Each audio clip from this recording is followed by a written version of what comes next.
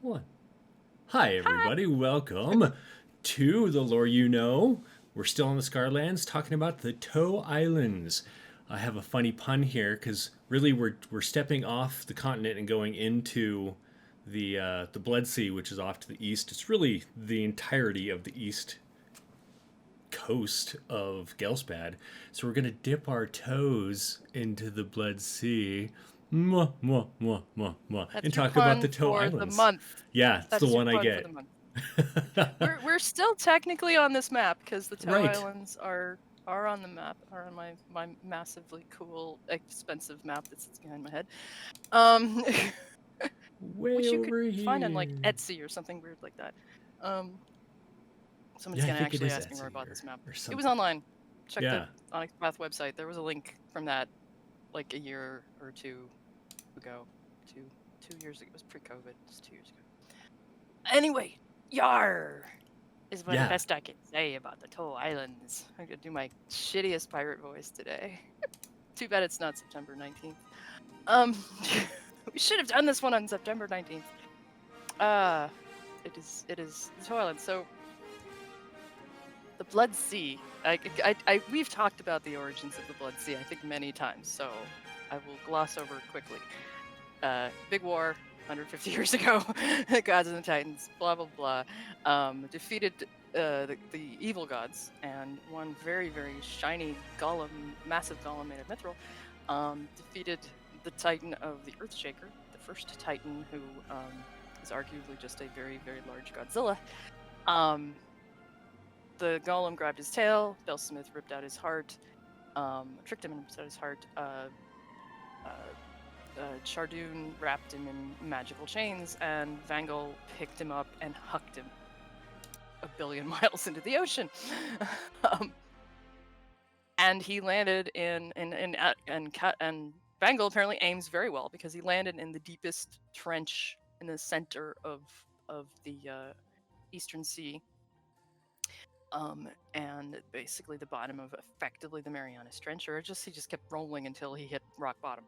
And then over the next 150, 200 years, bleeds into the ocean, turning it into the Blood Sea. Although when he landed, because magic, he was already apparently bleeding a lot, and it created a tsunami, basically, called Kadum's Deluge, and it caused tidal waves to hit eastern Ghelspad and northern Termana, and we'll talk about how that impacted Termana later when we get to Termana.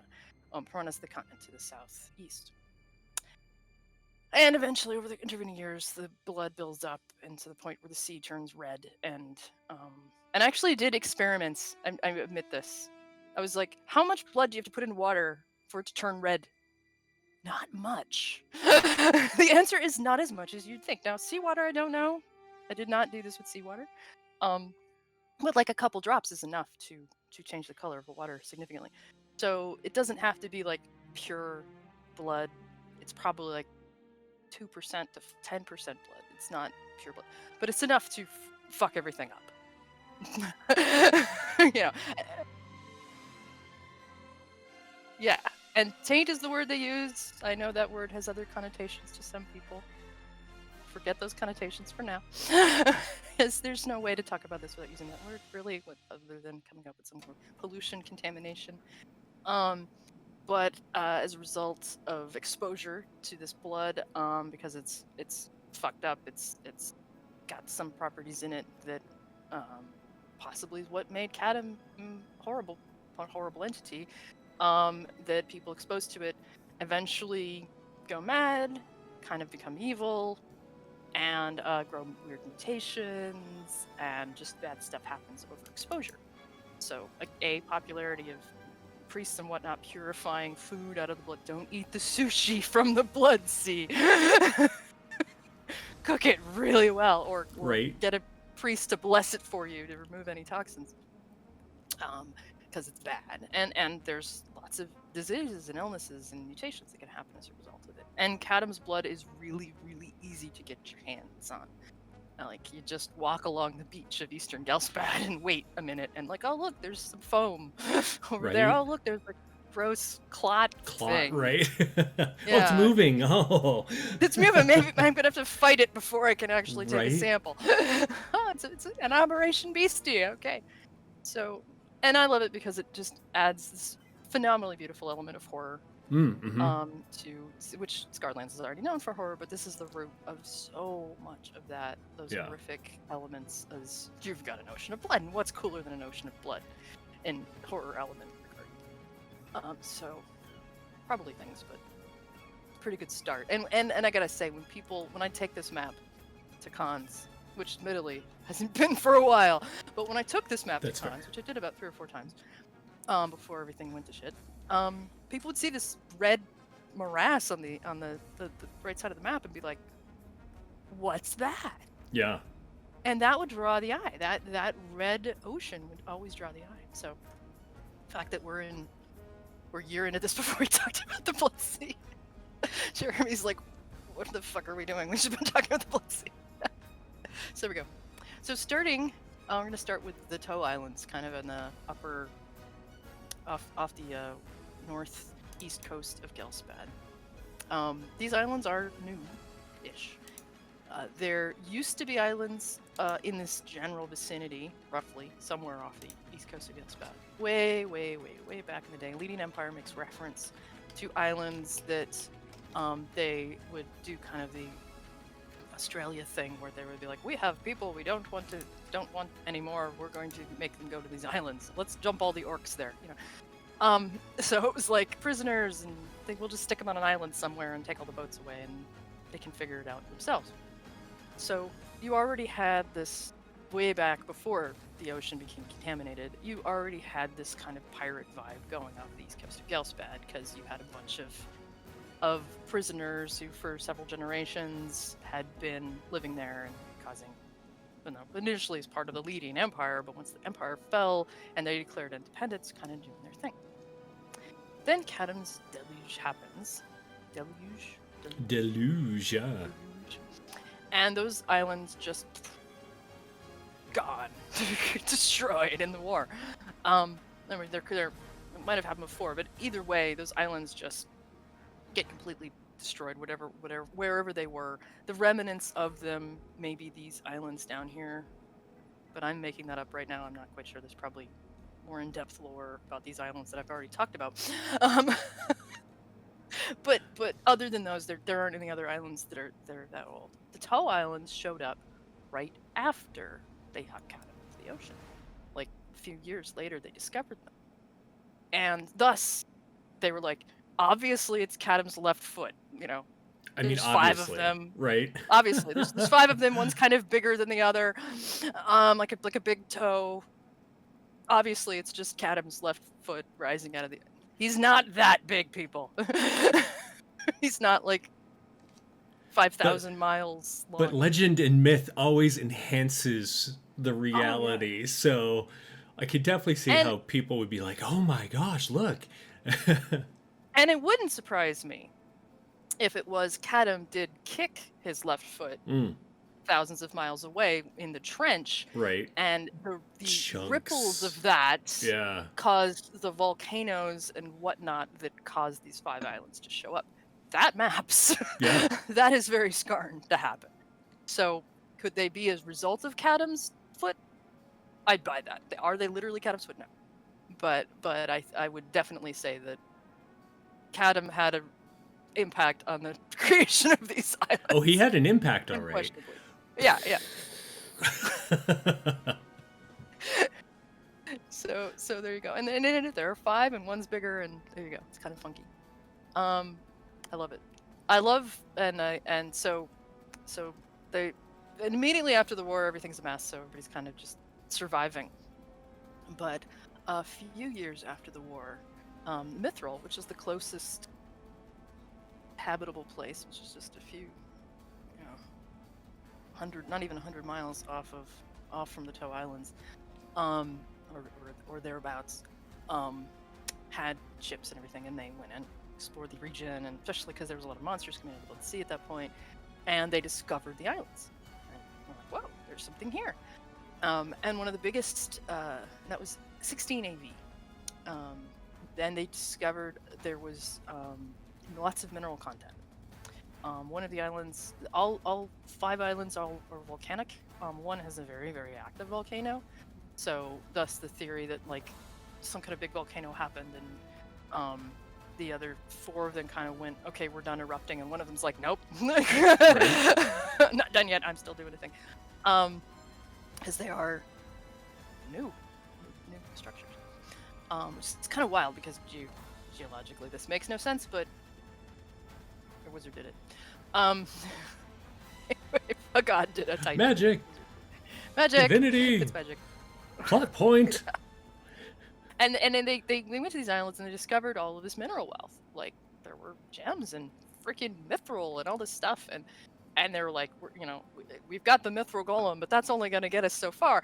And so they started mining this area and just be like, oh, they set up all these quarries, and they started mining out a couple of the islands and quickly exhausted them over the next like 20 years. Like, apparently there wasn't that much there. They're tiny islands. But, and then of course, capitalism got involved, and others outside of, we're cool paladins of mithril, but like, we're businessmen. We're going to do this mine thing. And some more unsavory chaps got involved with the mines, including House Asuras. And we haven't talked about them too much. I think we've mentioned them here. Yeah, they've come up every so often. Yeah, they're just basically the definition of capitalism in the Scarredlands. They're like in all the bad ways, and not good ways, but in bad ways. In terms of like greedy bankers and mercantile, and we will make money in any way we can, well, on the backs and the labor of others, because we're assholes. And amongst that, they invested in these mines. And we're not very nice to the people who were doing them. And so these miners were like, grabs all of these administrators from House Asuras and like basically holds them hostage and says, you will give us, we will form a union or whatever it was, and you will give in to our demands, or we will kill these hostages. And something went south. Something went bad. The hostages were basically massacred, and the miners declared independence. It's like, these islands are ours, and Mithril was like, well, it's mostly mined out. Okay, we don't want to have issues with you. And they became pirates effectively. And then Mithril was like, well, maybe we should have done something. But we thought you were just going to be like nice, peaceful island people, not, raiding our shipping lanes 10 years later. But yeah, they started raiding their shipping lanes and becoming pirates, basically. In addition, because there was already, as I said, pirates were in this region from way back when. Some of them, despite the fact that their islands were destroyed, those who were out at sea when their islands were destroyed and eventually came into port, and later discovered these islands as well and set up shop there. So we had generations of pirates, many generations of pirate lineages come there as well and go, ooh, we'll reset up shop here because our old home was destroyed, and then we'll set up a new island. So you have new pirates and a long line of old pirates all setting up shop on several of these islands. So there are 5 islands, 5 toes, and they have the best fantasy names ever, in my opinion. Just so, like, yeah, somebody wrote a lot of books here.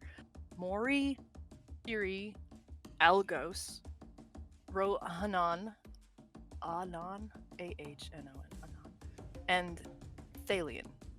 I mean, I have lost count how many characters or things I have named Thalion, or like Thalion, similar.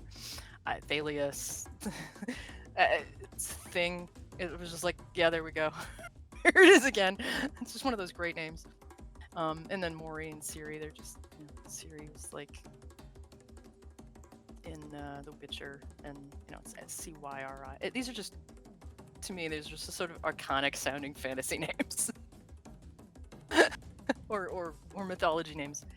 Well, Algos, thing. And each of the islands is unique and has this kind of its own special vibe going on. So I'm gonna go over them apparently alphabetically. My notes are not west to east, but alphabetically. Starting with Algos. Algos is I've done a lot of research on this because I actually wrote a RPG book called Mists of Algos, which you can find at DriveThru RPG, written by Travis Legg and myself. Algos is rugged island. It's kind of the middle in terms of size. It's covered in mist almost year round.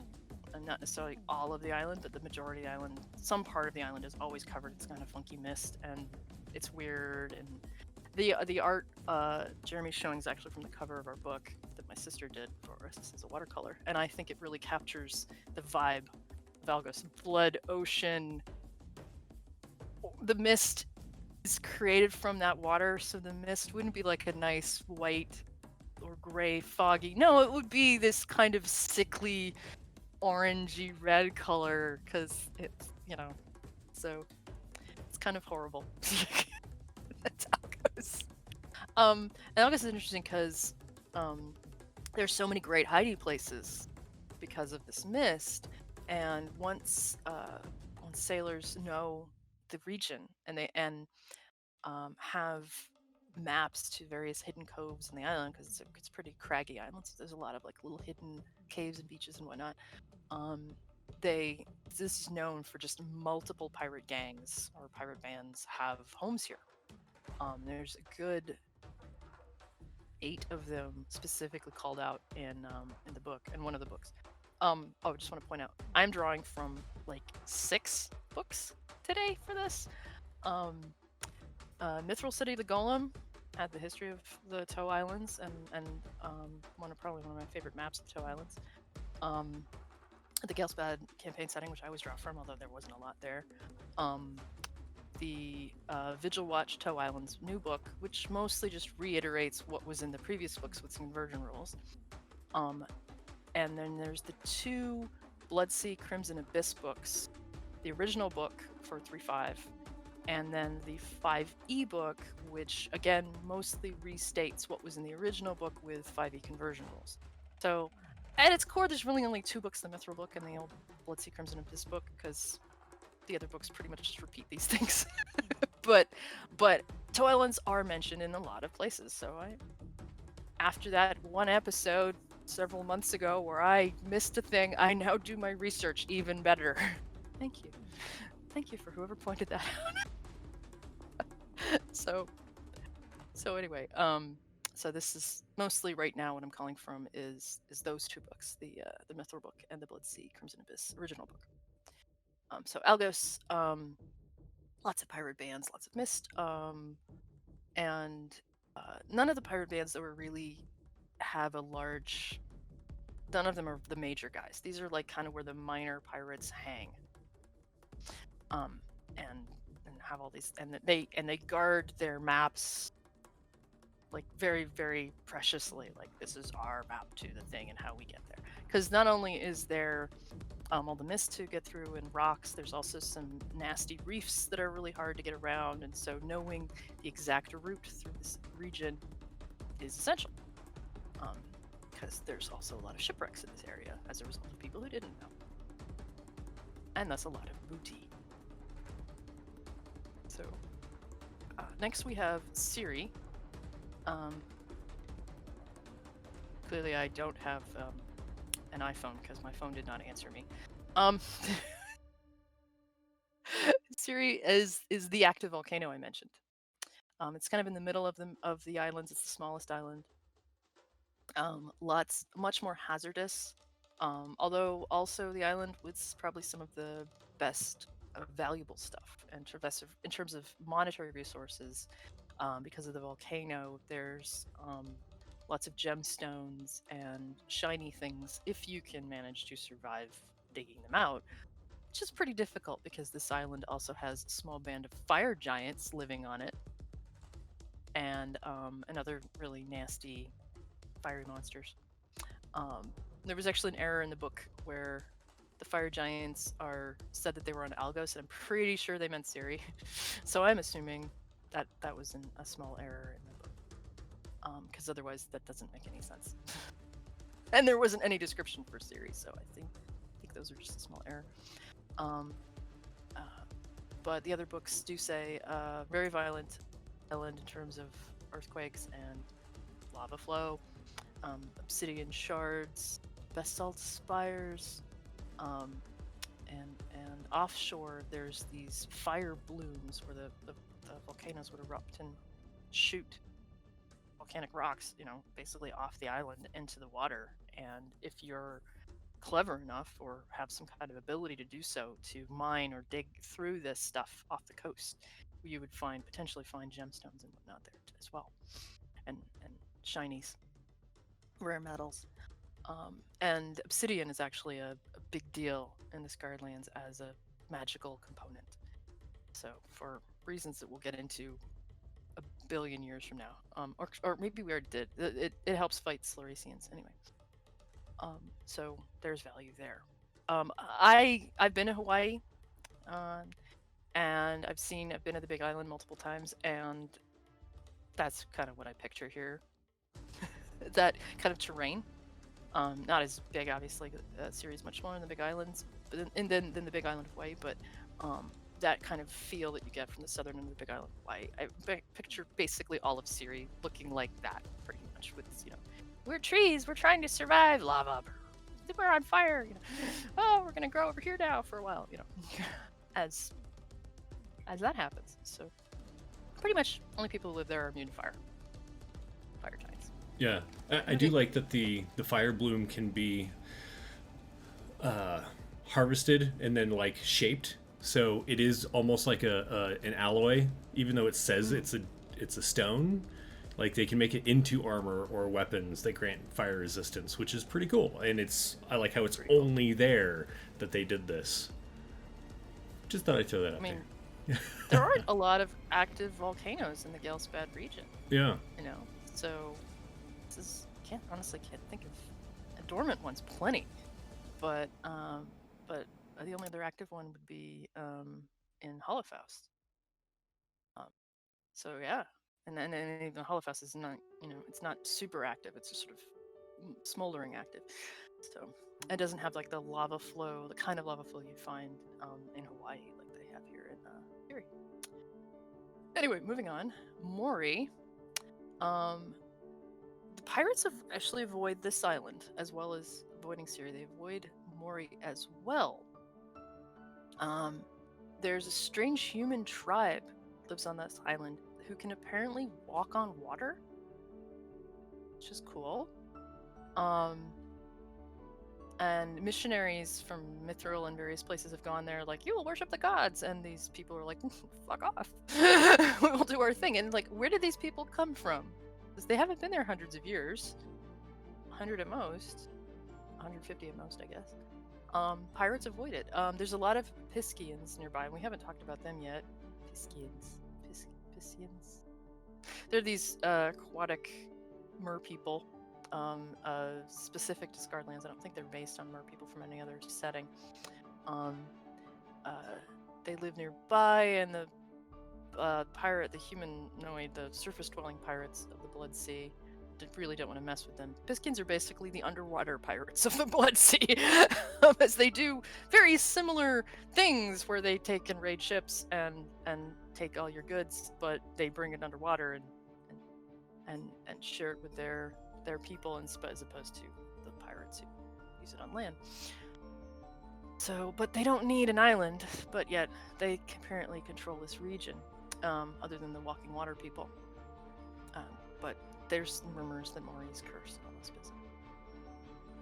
Then we have Rohanan, 2 words, which means broken blade, in either Lydian or Dwarven, depending on which book you read from. Ancient Dwarven Lydian. I don't know which language it's supposed to be. There's one book says Dwarven. Mithril says Dwarven. Anyway, it means broken blade. And this is where arguably one of the most powerful pirate groups is here. which is the Empire of the Sea, which is actually a fairly relatively recent pirate group, but they are very badass. They have a village, like a community here. So like think Tortuga. They've got their Tortuga in the middle of the island, and the island kind of is almost reminds me of like a tiny stretched version of oh no, I'm flaking on the name of the continent. Anyway, the continent that's where the gods were born. It's fat, and then it kind of narrows in the middle, and then it's fat again. But it's like a common trope to make islands shaped like their continents, locations shaped like this. I think Asherak is the word you're looking for. Asherak. I was flaking on the name Asherak. Thank you. I'm just like, come on, tell me. It reminds me a little bit of that shape where it's kind of narrow in the middle. And the town Resolution that's where they are at, kind of in the middle of the island. And to join the Empire of the Sea pirate band, they drop them off in the southern end of the island as new recruits, and they have to fight their way across the southern end of the island to get to Resolution. If they get there, they're proven themselves to be badass enough to join. Which is interesting. I'm like, this doesn't really test you in terms of, I know rigging and sailing. Or like, I know how to use a cutlass. This is testing you in, I can survive the jungle. But this island is covered in all sorts of nasty dangers, including harpies, fun, and I believe there's some giants, and other nasty things that could be encountered that people will find. And then the northern end of the island has this place called the Stone Forge, which there's not a lot of information about. I don't really have a lot of info about that. It's like this mysterious location on the north end of the island. Just like nobody wants to go there because it's all creepy. So potential good location for adventuring.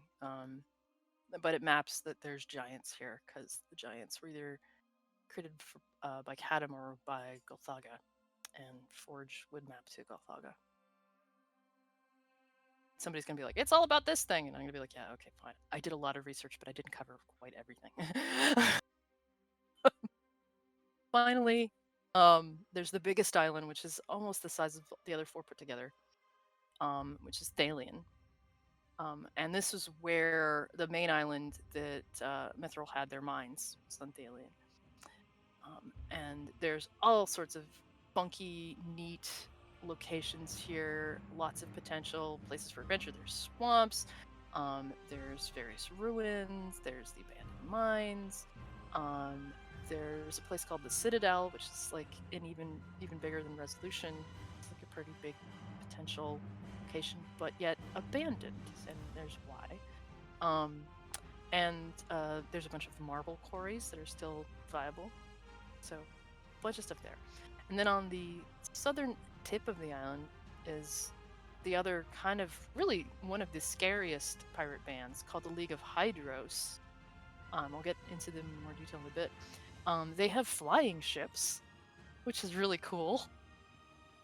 Because, we gotta have flying ships, because that's just neat. And that's where they have their base of operations.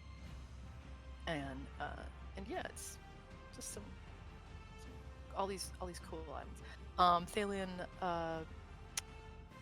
some people think it's cursed, between the League of Hydros and just it's cursed.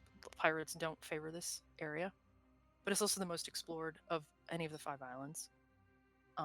As this was the place that they had the big mines back in the day.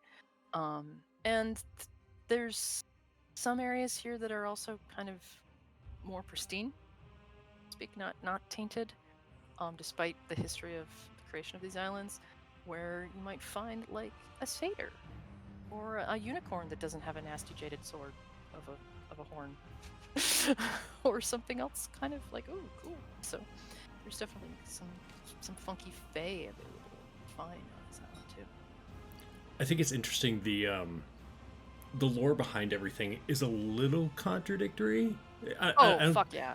I want All to over say the it's place. contradictory in the way that like it can't make sense, but like the 5e stuff for the Citadel essentially says that there's speculation that says dwarves, elves, genie, and maybe the ancient Lydians made the Citadel. But if the Toe Islands were created after the Divine War or during the Divine War, that wouldn't map. Like, there's no one that would have made those. There's no ancient Lydians running around at that point. But what makes sense to me is, I mean, there's. You said it, the fish Piscian? people, yeah, Piscians. So why isn't it?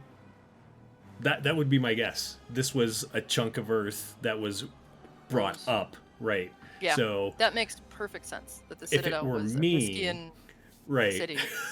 I would totally do that.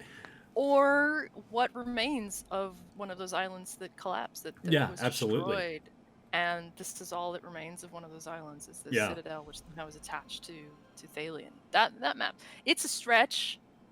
And it's not the only contradiction I found. There's several places that are like, oh yeah, the Toe Islands, this is where the pirates were, and the Lady Empire. It's like, no, it isn't. They're brand new. Right. and then it's like, so is there contradictory lore about the Toe Islands? Yes. Is there an explanation for lore? Well, the mundane explanation is people weren't consistent in writing their lore, because there's so different places you can find lore, and thus people had a cool idea and they're like, oh, I'll stick it here, without realizing this key element. So it could that's be the that a lot of the things that they're writing, they were like, oh, on those islands that used to be there, where the Toe Islands kind of are now, this is what was there. But I am a Doctor Who fan. I am a fan of the fandom setting that is the most messed up continuity of anything 50 years old, or of anything at that level of fandom.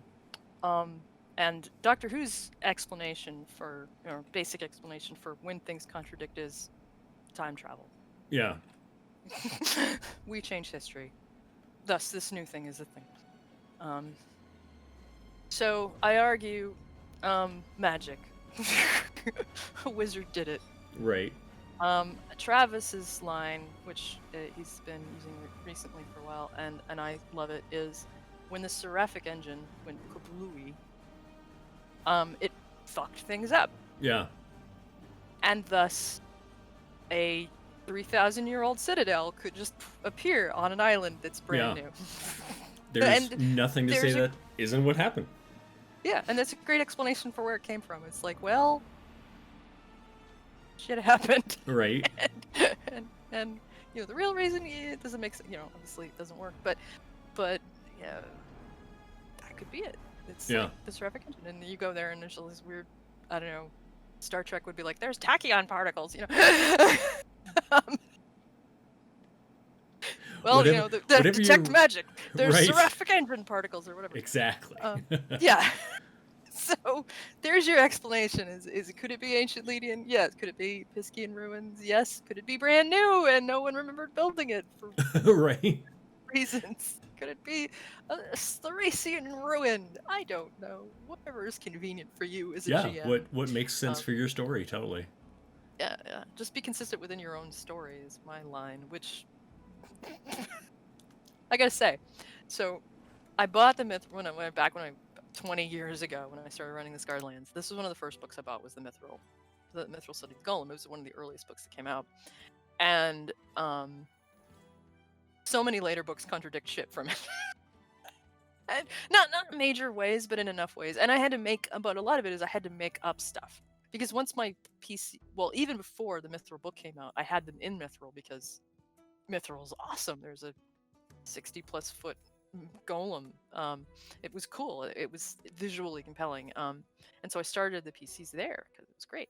And then I got the book, and the book was like, and it's like this, and I was like, I didn't do any of that. Well, how do I retcon without being just really lamely contradict myself? And I kind of did some. Well, the players thankfully don't remember the details, so Smooth over, smooth over. It's like this. You all And took even too many lumps, like hits to the head. You're having amnesia. Yes, it was like this last time you were here. Duh. and even now, when I'm running Avenged of the Shunned in 5th edition with players who have played with me for 20 years, Yeah. and they're like, but X, and I'm just like, yeah, I know. You must Like this now, unlearn and what they're you like, have learned.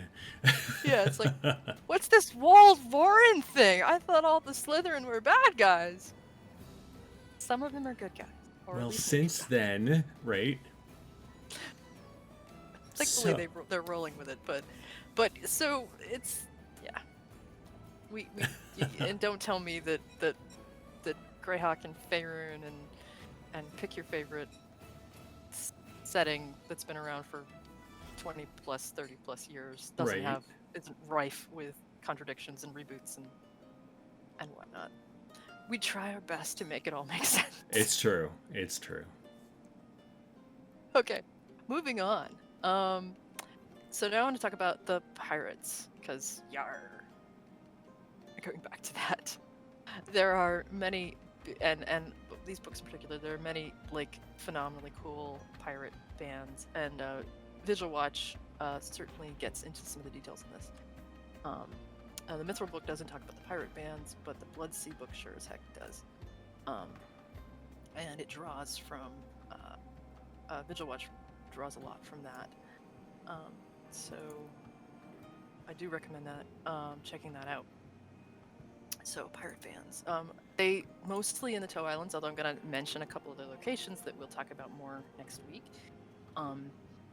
But kind of going down the list, I mentioned already the Empire of the Sea, which, as I said, one of the not the scariest pirates by any means. They don't have flying ships, but while one of the newer bands, they're really powerful and badass. They're mentioned in a plethora of books. They're talked about in Player's Guide to Rangers and Rogues for 3.5, as well as the various Bloodsea books and Vigil Watch. Oh, and as I said before, there's that rewrite of the 5e Bloodsea book. I already mentioned that again. So I love the art from, like, they've redid the art, but they added some more, so it's kind of fun. Empire of the Sea. Their history. So originally there was this just little band of pirates called the Blood Shark Band. Some bastard son of a Calastian noble was like, I need to make a name for myself because Lord knows I'm not going to get any money from Dad. So he went and dubbed himself Prince Adamer and got himself a pirate ship and started just trying to be a pirate and kind of failing. And one of the first ships they attacked, they were like, that looks like a great ship for, attacking and stealing loot from. And they go and attack the ship, and it turned out it was a refugee ship heading to Termana. That just had, there was nothing really valuable on it other than people. And he was pissed. He was just like, crap, there's no booty here, there's no gold, there's just some sad, pathetic people. And he tried to have his way with this beautiful woman who was there. And she stabbed him. Like as she should have. As she should, and she would have none of that business. And the crew, who kind of hated this guy and had considered mutiny several times because they realized how inept their captain was, were like, you're way more badass, and you just killed our captain. Would you like to join our crew? And she's just like, beats going to Termana.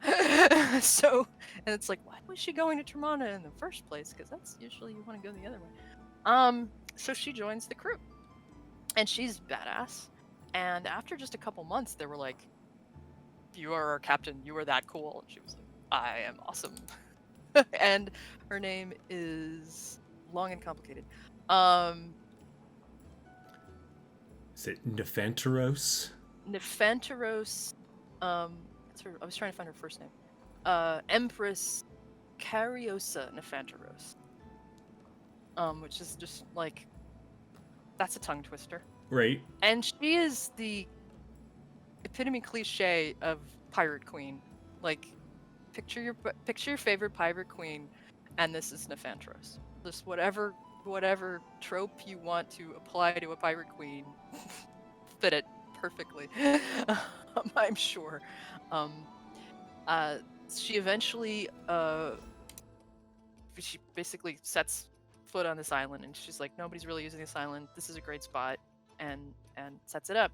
And her background isn't clear. Like, how does she know how to do all these things? Why is she so badass? It's kind of all vague, but clearly she had some kind of extensive training, because she trains her pirate crew on a near military level of like, these aren't just random like yar. They're like, we are yarring in unison. We know what we're doing, and she trains them, and actually goes through drills and all these things, and she makes them badass, and sets up this whole town. And there's wives and kids and like a community. It's tiny. It's only a few hundred people, but sets this whole up and builds this fleet of nearly a dozen pirate ships, and they just go out and do their thing. And they're scary because they're so well organized and they're so well trained compared to most pirate groups. They calling her the Empress of the Sea isn't a bad name, because they are that badass. And she a little bit more here. As I was saying before, they have this ritual to join where they have to. That she just sort of drops them off on the south coast, and she's like, "Good luck." And if they make it through, they get to join. And that came from the original crew when she took over from the moron Calastian noble bastard. She was just like, some of them were like, "Well, we don't want to follow a woman," or whatever their reasons were, and she was just like, "Fine, I will drop." And she dropped them off on the shore, and she's like, "If you make it to the middle of the island, you can." And they were like, "How dare you!" And half of them die, but a few of them make it, and they're like, "Okay, never mind, you're badass." and then they follow her. So she's just like, "I'm gonna make that a thing. That was really good." And so she makes that a thing. That you have to fight your way across the island. So imagine like kids born in the town, or like they get to like 16, 18 years old, and like, now I have to fight my way across the island. Can I just stay here and be a make sales or something? Fishmonger or something, right? Yeah, I don't want to do that. But another telling, interesting thing about it is she's chaotic and neutral. She's not that Yar kind of evil, like if you think about the Pirates of the Caribbean, or if you're a big fan of those films, which I am. She's in the less evil, not evil, but just sort of, I'm in it for the money and all of this business. And she doesn't intentionally. She does not go for fishing boats. She does not go for little guys. She will not go for refugee ships. She will go for the biggest, shiniest vessels with the most amount of wealth, and has specifically pissed off House Asheras, like, in a big way. Asheras.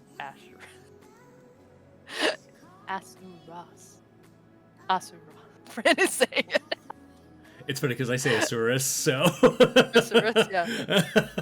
Anyway, she pisses them because she constantly has her fleet go after their ships.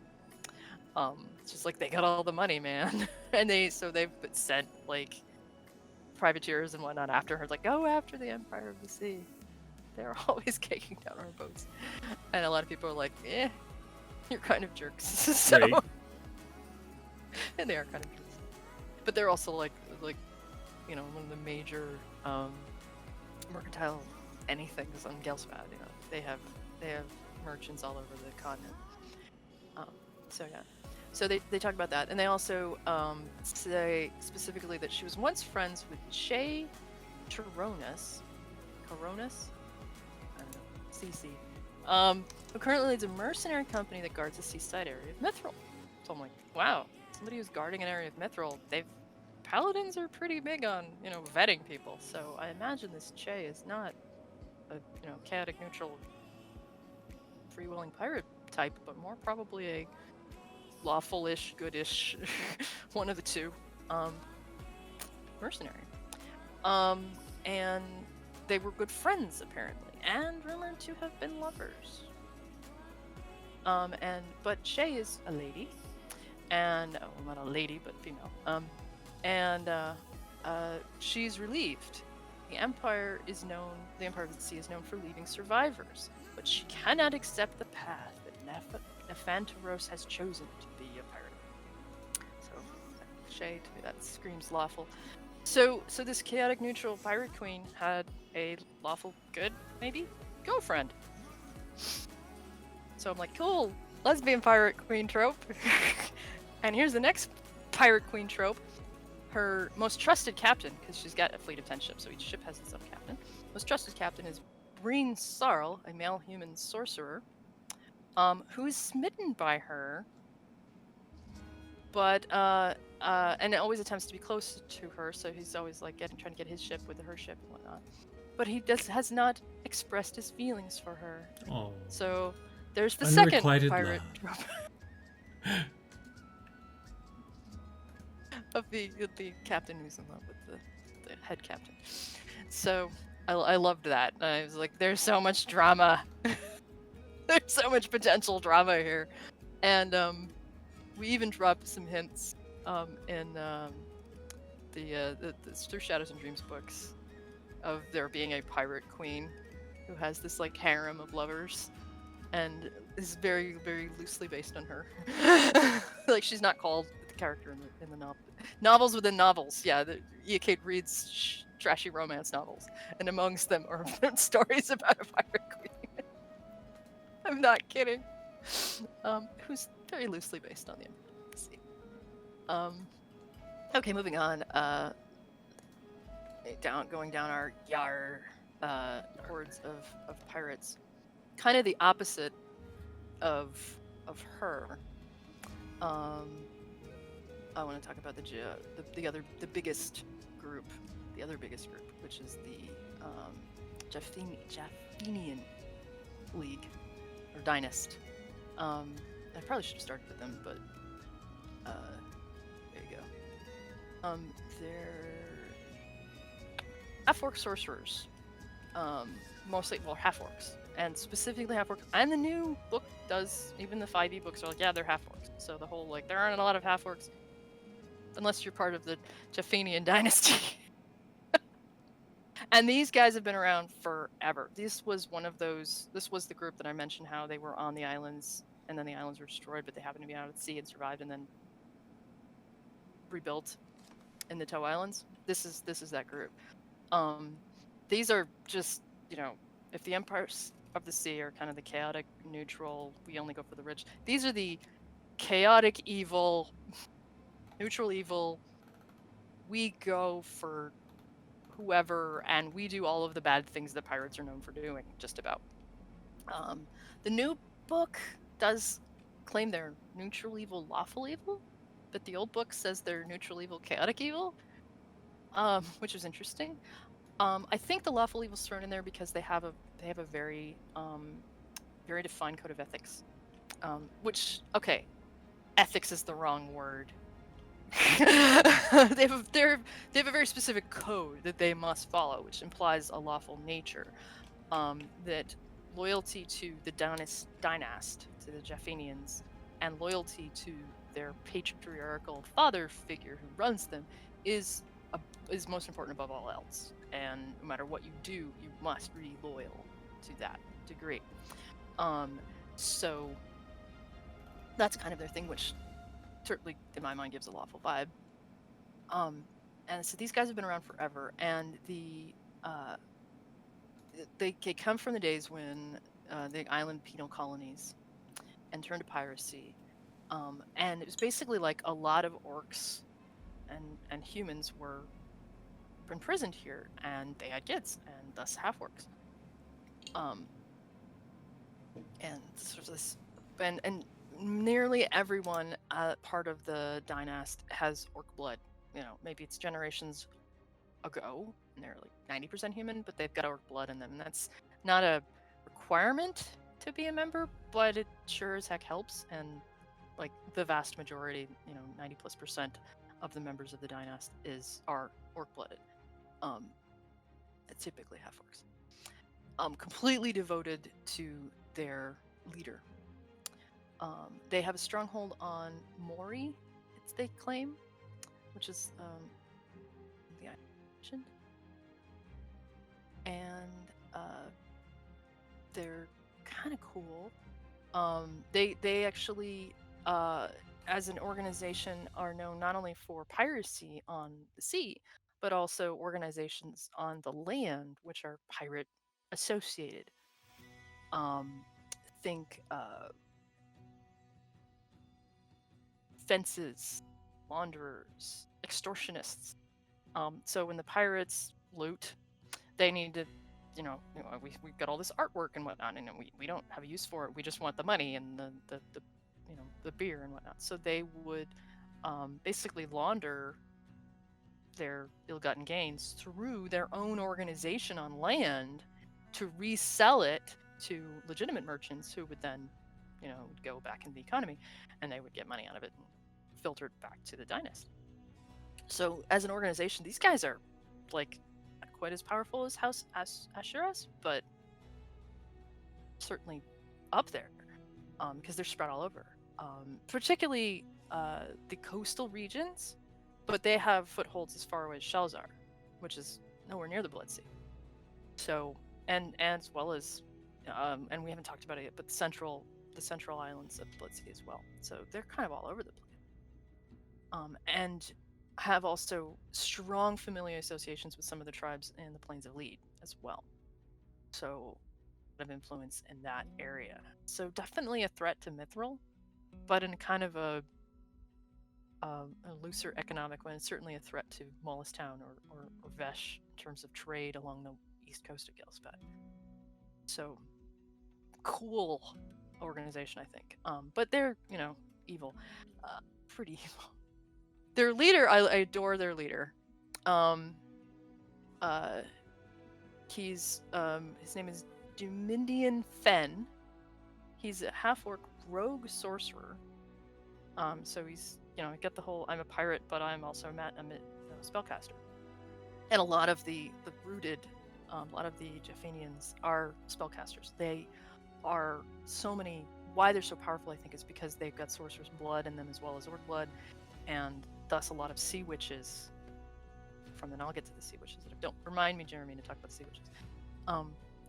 Anyway, he's this big hulking half-orc guy, who would you think would be like a follower of Gorak because he's so beefy, but he doesn't give a fuck about gods or titans. And he's at this point maybe 150. He's over 70 years old, and very congenial. Like, people like him. He's very personable. He's very, negotiated, and he's actually met with heads of state and whatnot, of like mercantiles and Shelzar, and they're like, oh, because they have this wild reputation. It's like, yeah, we're pirates, but we also have all of this other power because of all of their power with the money and the extortion stuff. Like, I picture this guy as like the godfather of half-orc pirates. And what's even more obnoxious is he's got this ship that's this refitted yacht. So it's not like a galleon or anything. It's like a pirate ship. It's like a yacht. So it's fancy, schooner thing. And he actually has trained blood sea mutant sharks that like pull the ship along when like there's no wind or whatever. They pull the ship along like Santa's sleigh, through the water. I love this guy. There's just so much there. And add to that, he's got a familiar, because sorcerers can have familiars, right? Who's a water mephit. Who's the ugliest freaking water mephit. And everybody hates him because he's such a little jerk. This little water elemental thing that would just be like sit on his shoulder or whatever and cause chaos. And I love this. There's just so much personality with this guy. And the picture does not do him justice, in my opinion. Of what they're describing here. It's like, no. But he's just delightful. For, a 70-year-old pirate mobster. So yeah, and anyway, I was talking about the sea witches. So one of the things that Japhanians do is it's all about loyalty to their organization, and they will fuck with other pirate groups or privateer groups or whoever, other groups out there, and people need sea witches. So they call them any kind of spellcaster who specializes in sea kind of magic, typically weather magic, or magic that would help with being on the oceans, particularly the Blood Sea. So they'd have spells like water breathing and create wind and control weather and all this kind of pile of magic. Is a specialization. And my argument is like, how do you travel across the Blood Sea so quickly? And magic is a core to that. And so any vessel worth its weight that's going to go ranging far out to sea, not a simple fishing vessel or some trading ship that's going to hug the coast, but something that's really going to go out there is going to have a sea witch on board. It's going to have some kind of spellcaster who would be both a healer and a badass. Oh, the wind died. No, it didn't. Oh, the storm's coming. No, it's not. If they're badass enough. And there's so much sorcerers, and most of these sea witches are sorcerers. A few are wizards, a few are clerics, but the vast majority of them are sorcerers. And so many of the sorcerers come from the Japhanian dynasty clan because there's sorcerer's blood in these half-orcs. So they would plant these sea witches for sale, like for hire, to be like, oh, we need to hire a new sea witch for our trading ship or whatever. And they'd be like, I'm out hiring. They'd show up on the docks and be available for hire. So they'd hire a sea witch to do all those things. And find out that they were a Japhanian spy the whole time. And undercutting them in some way. And making like any advantage they can give to the dynast against whoever they're working for nominally is their thing.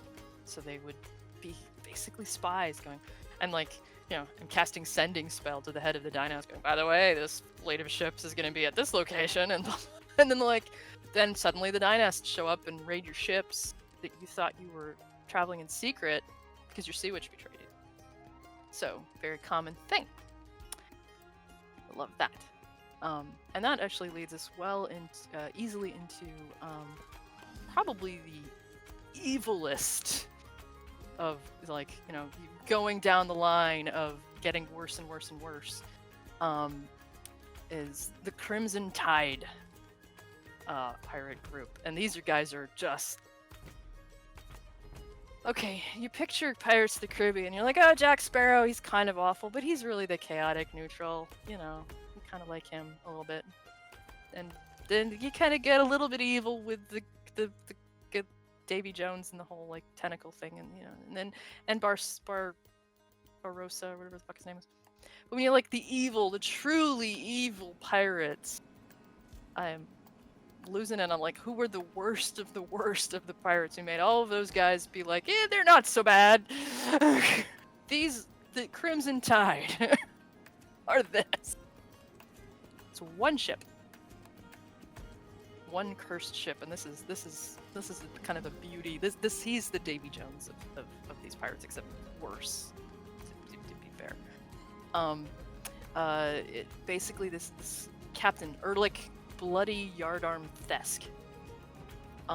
He was a member of the Japhanian dynasty, but human, and he fucked up. Basically, he was gonna do this extortion job for them and fucked it up. And they were like, "Oh, you fucked it up, so get out." And they sold him to slavery. And he was like, "Well, this sucks." And he overthrew the slaving ship. And we're like, I'm gonna take over now, and takes all the slaves, and he's like, we're gonna be our own pirate band. But then he gets into some really dark magics. I hope I'm just talking about the right guy here, because I'm doing this from memory. He gets into some dark magics and summons this ship from below the Blood Sea, which is an old Lydian naval ship from hundreds of years ago, and it's raised from the bottom of the sea. And on the ship is this sea hag, who's his bestie after this. And because he makes some deal with a fiend, and the sea hag is like that fiend's child or something like that, and they raise the ship, and then he puts together a crew of just the worst of the worst. They have had to be a confirmed murderer to be on his crew. Like, none of these soft-hearted Empire of the Sea. No. We are the worst of the worst. And he doesn't have, most of the pirate bands have some kind of flag, like, think skull and crossbones, except various flag. Like the Japhenians, they have this ancient runic symbol under which there would be each captain's thing, like a sword or a blood or whatever it is. This guy does not have a flag. He just takes the bodies of the people from the ships he's taken and sort of nails them to the sides of the ship and lets them. So that's how you know it's him, because you're looking through your little spyglass and you're like, pirate, there's a ship coming. Is it bad? I don't see any flags. Oh crap, but I do see a body. Although there's 6 bodies. Huh, it's the Crimson Tide, run! No. And the ship is presumably cursed. It cannot leave the Blood Sea. It cannot go into one of the easier, one of the nicer seas. So one thing people do when they're running from these guys is beeline it for, assuming they're not right in the middle of the ocean, as fast as they can to the edge of the Blood Sea. Right. Any blue water, just go there. Any blue water. So I think that's just absolutely delightful, as in terms of just the most horrific evil pirate you can have. And he because of his history really hates the Japhenians, and we'll never find anyone with orc blood on any of his ships. No orcs, no half orcs, nothing.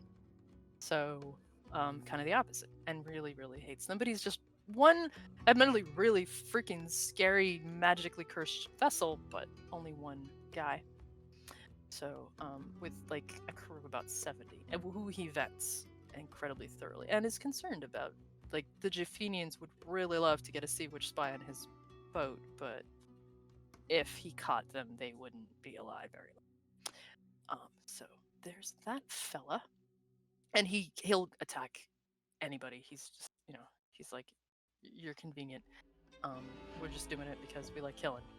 Oh, and he's also got a ghoul on his crew too, just to add to the grisly horror, who was like, ooh, bodies, can I join your crew? Why not? That's yucky. Okay. That's the worst of the worst. A couple other crews. The best of the best.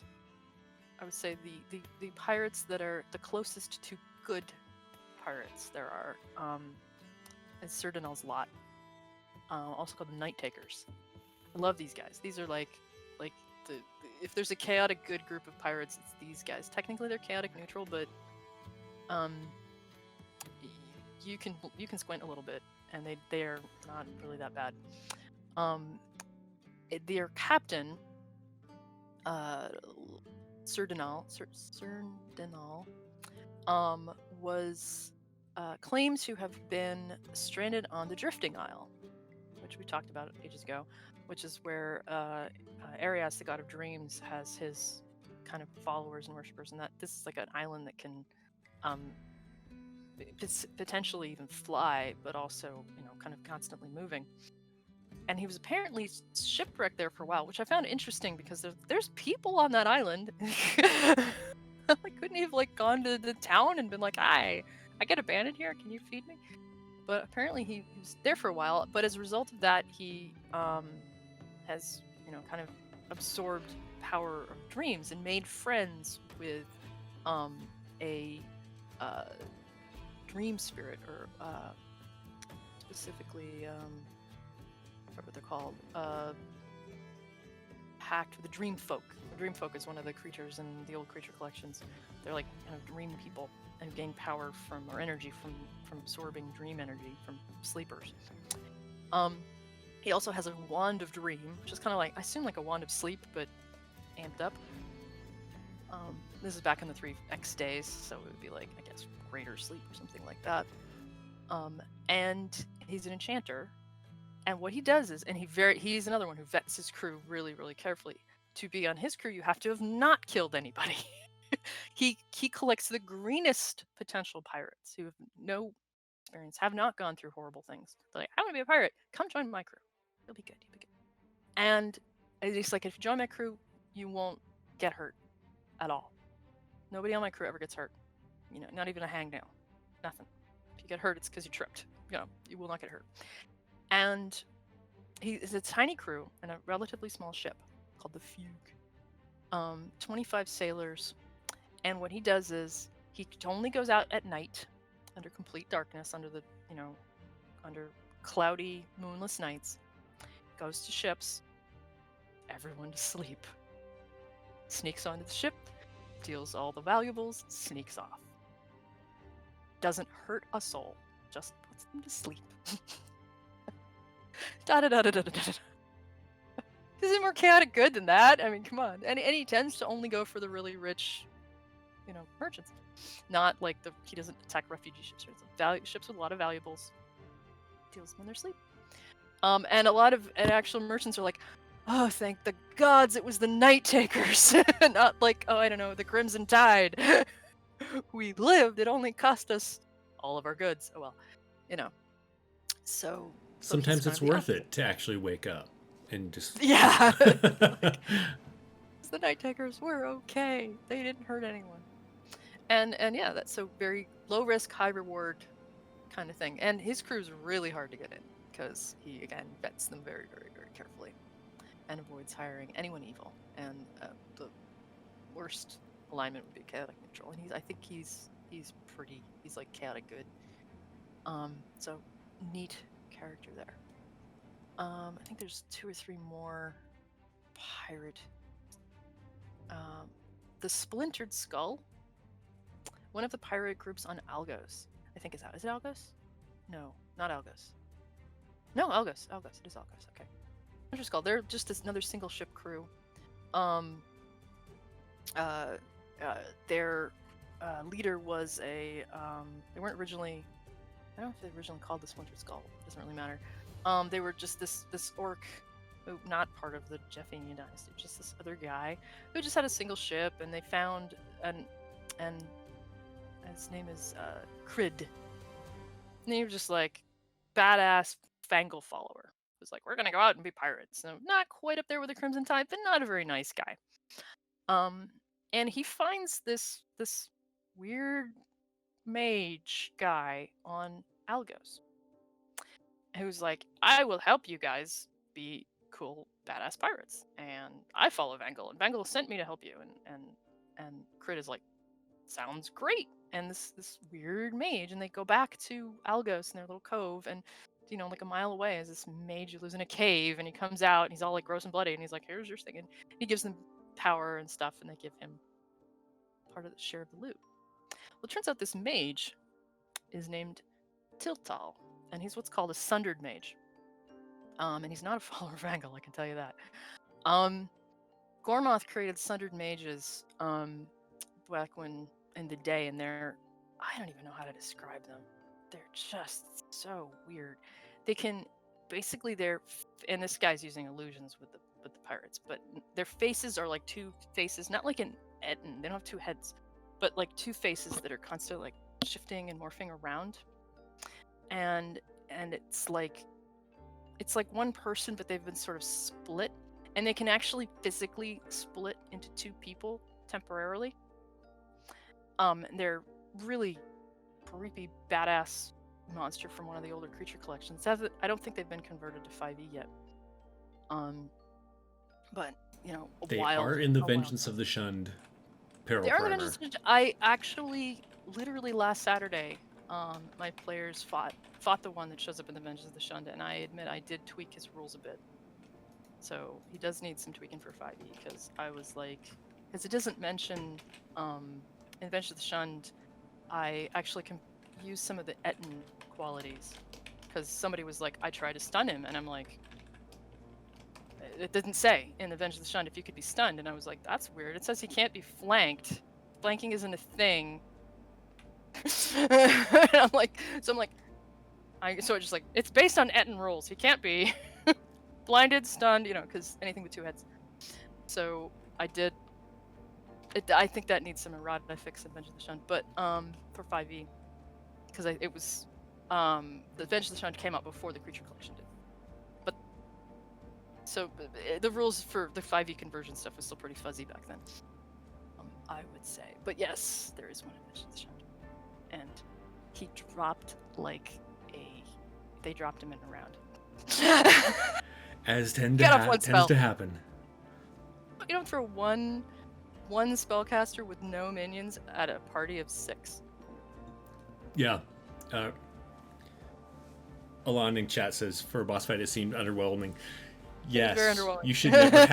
You should never have a single spellcaster be your boss unless the spellcaster has something to help. Technically, he was 2, but even still, yeah, squish. They took him out, and he got off one spell. Which cost APC their inspiration. No. To make the save. I almost killed Fran. He threw a maximized disintegrate at Fran, and she's just like, I used my inspiration, and she made the save. And, nice. And that was that. And then they took him down like really like squishing a bug. Anyway, that was a non sequitur. So Sundered Mage. So this guy, Tital, evil, like really fucked up people, Sundered Mage, and he's like, I will toy with these pirates and I will give them power because it's entertaining.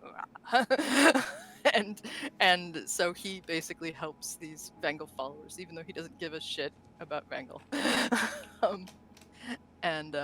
And Crit is really interesting because he was this minor chieftain amongst the tribes of the Plains of League, much a minor orc chieftain, and he's just wiped out by Vesh and Vigilance, and he's like one of the only survivors. Finds himself kind of fleeing, gets to shore, runs into a brine hag, who's like, I would have a new pet, and she teaches him seamanship. So she's like, this is how you sail and stuff, and he's like, cool. Now I kill you, and he kills her, and steals her kid, who's like a hagling. And if you know anything about haglings, they're not kids; they're fucked up things that used to be kids and that are now monsters, and possibly hundreds of year olds to boot because they never age. And he takes the hagling, and he becomes his cabin boy. And I'm just gonna, as his plaything. That's a little. Yeah. This group is disturbing. We'll leave it at that. So like we've got this Sundered Mage who's completely insane, giving them power, and we've got this orc chieftain who's also insane in a different way, and they're running around being pirates. So if you show up on Algos, you could run into these guys, and that's not fun. And then have I covered everybody except the League? Did I miss anybody? Night Takers. League, yeah. Okay. Finally, the League of Hydros.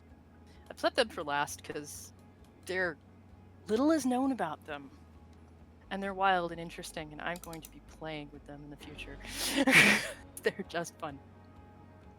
These are the guys with the flying ships that I hinted at the beginning, that have their base on Thalion. 5 flying ships led by the Sea Drake, and every ship has a name too, which I love that. It's one of the rare ones where they have all the ships named.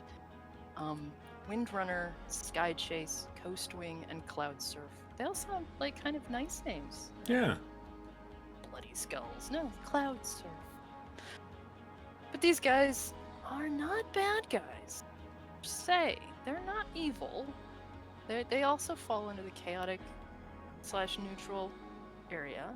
And they include followers of a variety of gods, Belsamith and Keeley, Lethina, Manawi, it's kind of standard. But they're led by Hood, H-Y-D. Hood? Hid? Sure. Rostenth. R-O-S-T. Rostenth. D-E-N-T-H. Rostenth. It's chaotic evil. And I said he doesn't have any evil followers, but he himself is not a very nice person. And he's a wizard. And he has developed this ability, or acquired this power, to make ships fly, using these magical pendants that they hang on the ships. And the ships are neat because they don't have oars, because they don't go in the water at all. But they have these wild pendants instead, and they have like these wing things where the oars would be that they use to control directions and stuff. And the pendants are incredibly colorful and magical, and they provide all sorts of abilities like magical armor on the ship or invisibility. So flying ship that's invisible, and suddenly you're like, la di da di da, we're going in the ocean and we're a merchant ship, and suddenly flaming arrows come out of nowhere, and then the ship appears and like a Klingon bird of prey over your head, shooting you with fireballs. Because most of his followers are also minor spellcasters, not powerful spellcasters, minor spellcasters. All of whom have abilities like detect magic, or identifying magic items. And it's because his mission to all of his crew, and he's like, do what you want, take the loot as you will, but you will look for magic items and you will bring them to me. So they raid vessels, loot as they want, keep the gold, keep the general valuables, but then give all of the magic items to their leader, this very powerful wizard who enables them to fly. And they're like, yay, he's really into magic items. Oh well, we're fine with this. Gives us all this stuff. Well, he's got his own agenda. He's actually, he was caught in 121 AV stealing magical books from the Phylacteric Vault for mysterious reasons. And he escaped the vault. They imprisoned him. And he escaped by cutting his hair somehow. I don't know how he gets something sharp enough to cut his hair in a prison cell, but he did. Enchanting it and sending it out as sort of a mini golem thing. And the hair strangles the guard, collects the keys, and brings them back to him so he can escape. That's cool. I love that. I think that's neat. So he's and obsessed with collecting magic items. Turns out he's a follower of Mesos, the Titan of magic. And there's this whole underlying, like spoilers, there's this whole underlying plot around how to bring Mesos back. There's these creatures, you can read about them in the creature collection, called Arcane Devourers, who also show up in Vengeance of the Shunned multiple times, because of the underlying plot of Vengeance of the Shunned is around Mesos, and they're the most devoted of Mesos, the Arcane Devourers. And they have this ability to suck magic out of things. So like take a magic item and be like, I take all the magic out of the magic item and store it. And their plan is if they can store enough magic energy into these crystals, these Tepuje crystals that are found in Termana, and we will talk about them eventually. They gather this energy that they can use it to resurrect Mesos. Because Mesos isn't one of those like piece them back together, gathering the bits of Hrunruk and sewing them up or something like that. He was just dispersed. So bringing him back is not about bringing back his body, but bringing back his energy. If you can collect enough magic together, he could just spontaneously rebuild.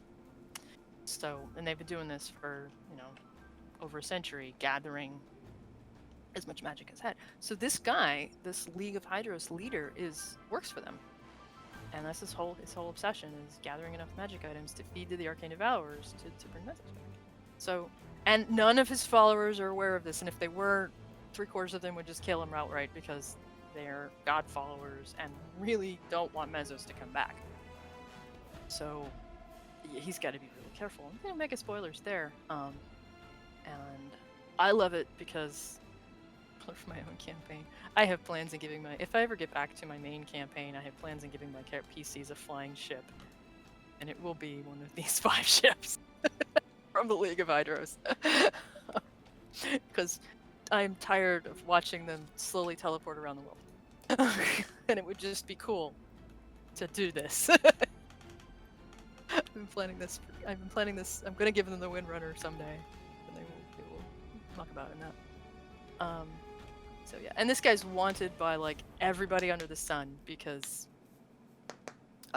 They all want this. They know what he's up to, like maybe the phylactery vault, or they want the ability to have flying ships, like Queen Galita, who's like, or they're pissed at him because he stole their stuff, because it's like the Veshans are like, you took all those medallions or something. You know, Vesh has a hate on. I don't know what he did, but Vesh and Darrakeen all have issues with him. Queen Galita definitely wants those flying ships. So yeah, so he's neat. I like him. Nice. Another kind of So- fun guy. And yeah. Speaking of the flying ships, a while back there was a question in chat, and I was waiting for this moment to ask it. So about the flying ships, the question was the magic power that, or the magic that empowers them to fly, has a resemblance to dwarven runes and how they're described.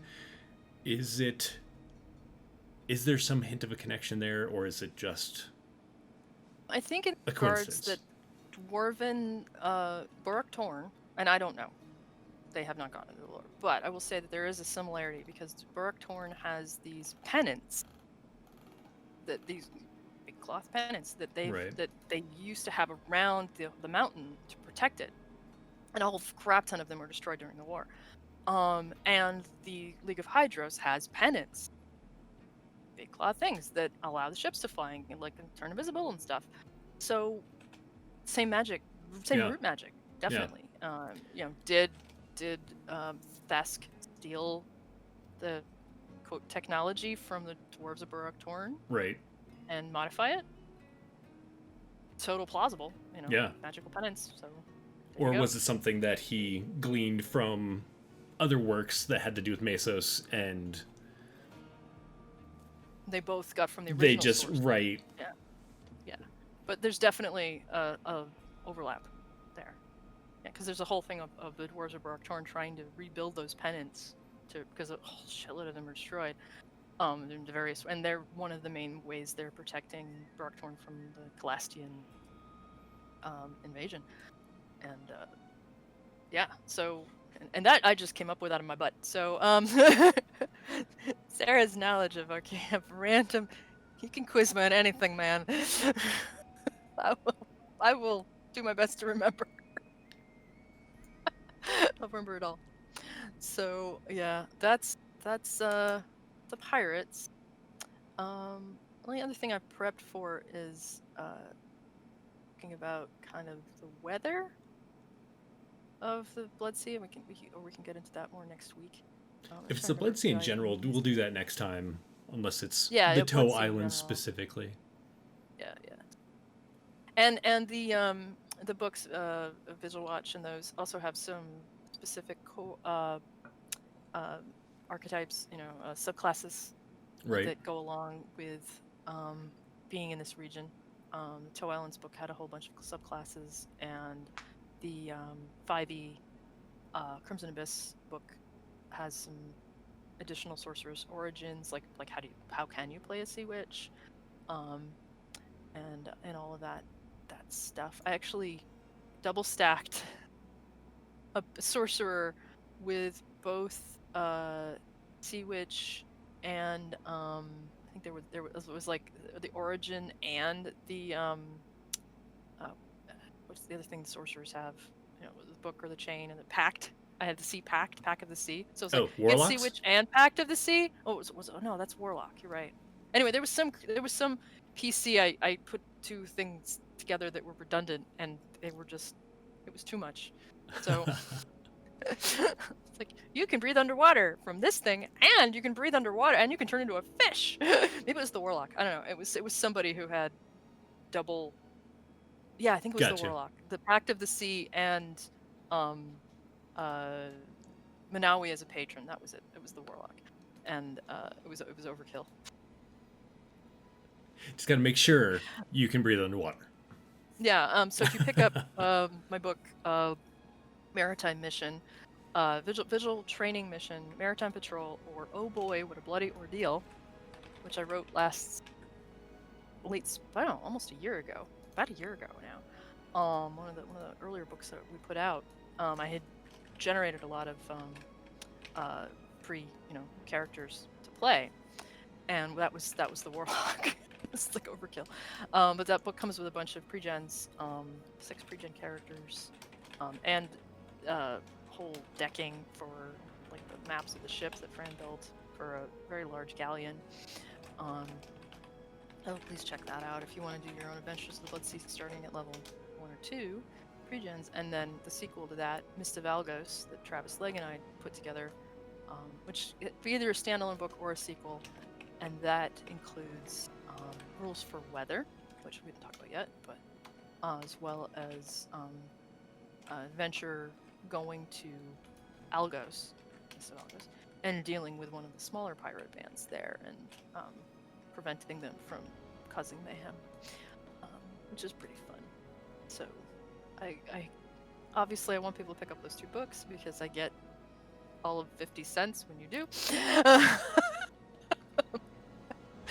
But they were a lot of fun to write and kind of touch on a lot of these things to give you a little taste of the Toe Islands. So there you go. And for those of you who are interested, the links are in chat. And if you're watching on YouTube later on or on podcast, they will be in the show notes. Dun, dun, dun, dun. Yeah, I wrote those back when that first Vigil Watch book of the Toe Islands came out. Nice. I was like, we gotta write a tie-in book to the first Vigil Watch, and it was the Toe Islands, so we wrote pirates. And that's why it was so long ago. And now the completed volume of Vigil Watch is out now, so you can pick that up. And great, good stuff. If you want to run a pirate game, oh my god, I can't. If you want to run a D&D pirate game, yeah, you could do Freeport. Sure, you can do Freeport. I played Freeport. If you want to be a wuss, you can do Freeport. Yeah, if you want to be badass, you'll do the place we're going to talk about next week, which makes the Toe Islands pretty weak sauce comparatively. Nice. Okay. Well, for this week, let's wrap it up, and you can tell us all of your details. I am Sarah Stewart. I am Scarred Lands. This is my life.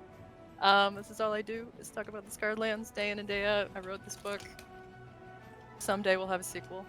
Like if I finish the series, book 9, they will have the wave runner from the League of Hydros and running her in book 9. Like book 2, I haven't even worked on book 2. Thank you, COVID, for making it really hard to write. You can go pick that up. But even more so, check out the other books we've written on my website, on DriveThru RPG, Calendar of the Scarred Lands, and those bloody books, and Frostlands of Fenric, and some books with that, and Serpent Amphora, and all the other crap that I've touched, and more coming. There's always more coming. And our website is morelikethisindustries.com, which I never update, but is a great place to find all of the links in one place. And if you want to contact me, go there. Nice. And I'm Jeremy Hochhalter. You can find me on Twitter at WHPubs, here on Twitch, and on Facebook at WH Publications. I publish stuff over on DM's Guild and DriveThru RPG. You can search for me over there, and I will put links up in the show notes. This Saturday, join me on... It'll be on my channel, WH Publications, on Twitch, but it's also going to be simulcast on YouTube, on Wyvern Gaming's YouTube channel during WonderCon. We are doing a 5e version of the Stargate RPG, which they are currently working on. It did its Kickstarter, succeeded massively, and will, I think, be out this year. It's going to be a ton of fun, so join us for that. That is at 1 p.m. I should have checked before I opened my mouth. It's in the afternoonish Eastern. It's on the schedule. Go look at the schedule. I have no idea it's what, on there, what time right? it is. Really. I'm on the West Coast. We may go permanent daylight savings time too. I heard this. This would be amazing. I'm so excited about if that happens. I don't. Right. I have my doubts it's gonna happen this year. We've been talking about it for a fucking decade. But yeah, that would be nice. Yeah, it'd be beautiful. Yeah. What else? I think that's it. Join us next week. Monday. You can also find us on Travis Legg's Plastic Age Blades channel, pretending to be a family of misfits running around. I don't think there's much Scarlands. pretending to be. We are a bunch of misfits. So, yeah, the season finale is this coming Monday, because then after that we're going to be doing some jump starts throughout April of other Onyx Path stuff. So come check those out as well. Yeah, Does it all have to be about the Scarred Lands? Even though Yes, it Scarred does. Lands is fun. Yes, it does. As far as I'm concerned, it does all have to be about the Scarlands, unless I'm running Cyberpunk. That's fair. I'm running a completely different system. All It's right. D&D, it's Scarlands. All right. There you go. We will catch you all next time. Have a good week. All right. Bye, everybody.